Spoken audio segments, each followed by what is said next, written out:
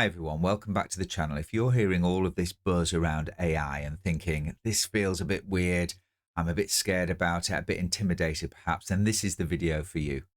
A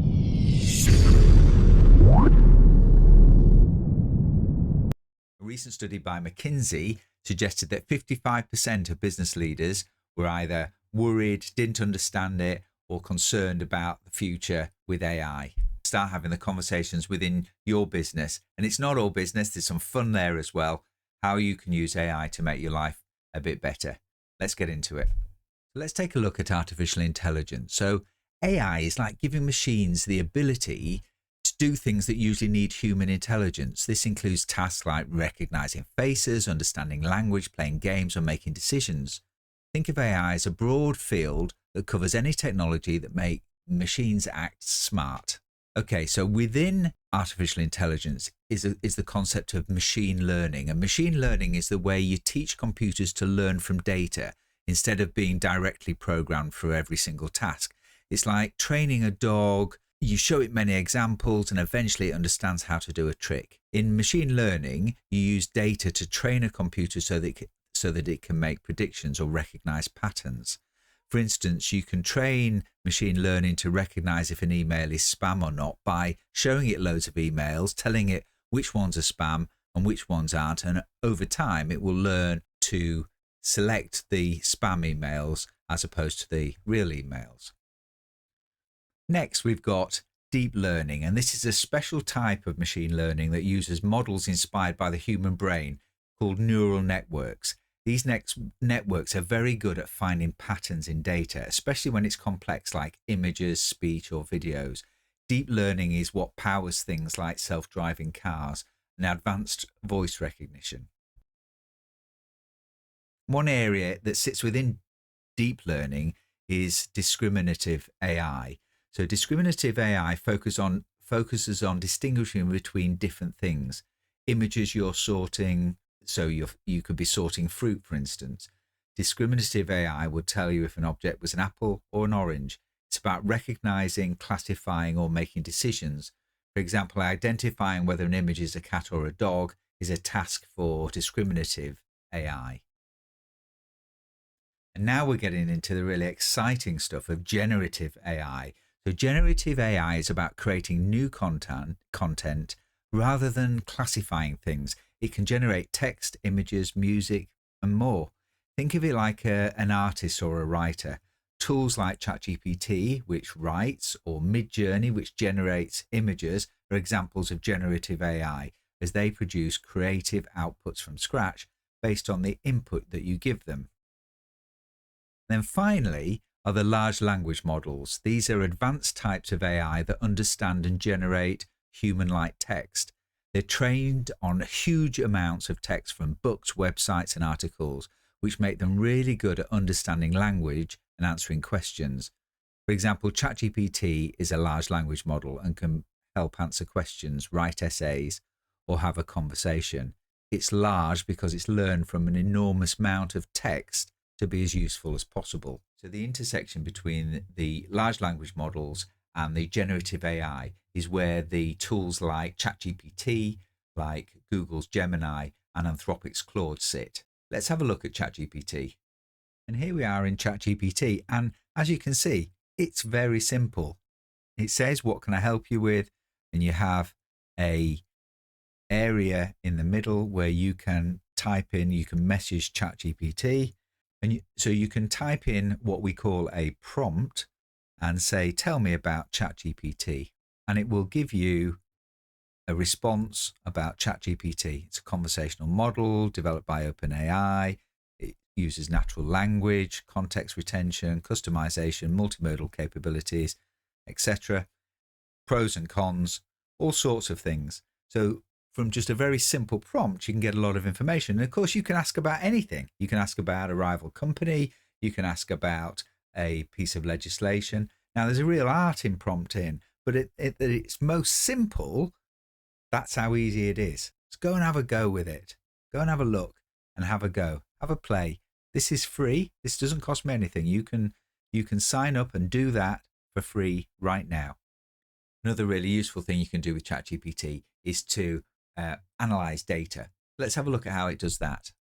So I've had to move on to my paid version because I've run out of data on the free version because I've been trying to do lots of things to show you guys. This works exactly the same.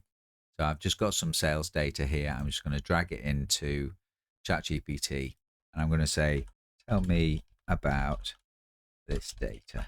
It's analyzing the data. It's not able to do a visualization. It contains two sheets, sales data and sale data, both sheets to have similar content.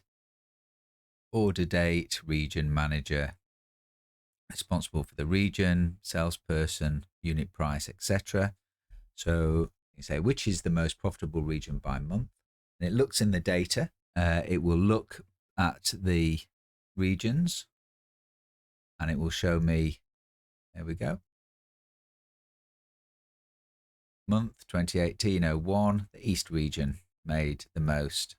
There you go. It goes through and just looks through the data, that data that I've drawn down, and gives me the answer to the question. Cool. It's simple. Have a play. You've got data, you've got business data. Have a play with your data. See how easy it is to get your questions answered when you're interested in finding the information that you want from your data. Just see how easy it is just to interrogate the data and to use the data.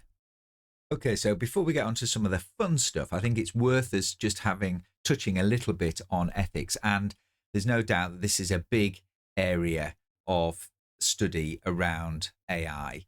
And if you want to go into it in a lot more detail, then have a look at this video here. But just to summarize, so first of all, there are things that you need to be careful of. So safety.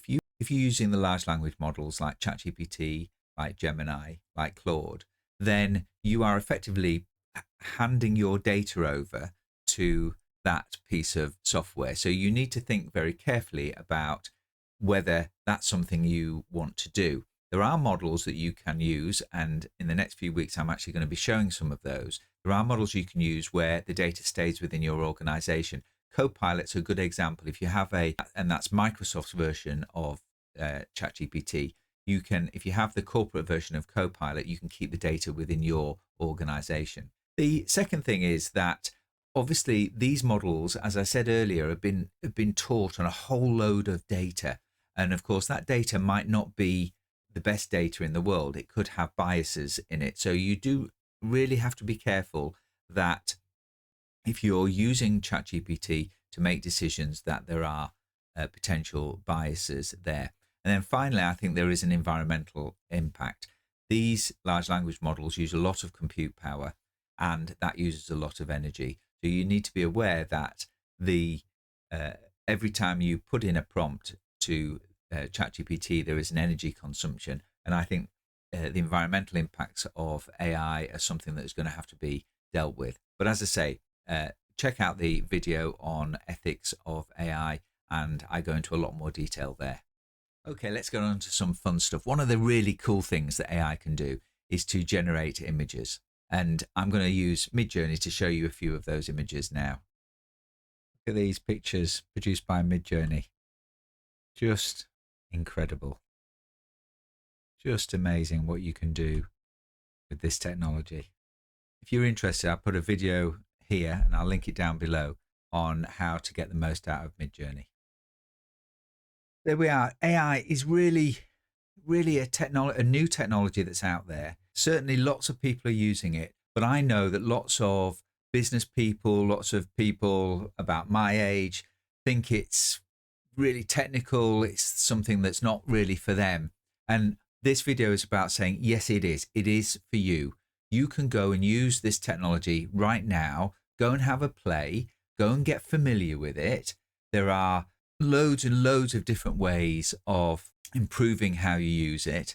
And if you have a look at my channel, there is stuff on prompting, on MidJourney, on creating blogs, on creating websites, all using AI. What I want to do from this video is to say to you, if you're worried or you're concerned about this technology, just have a play, have a go.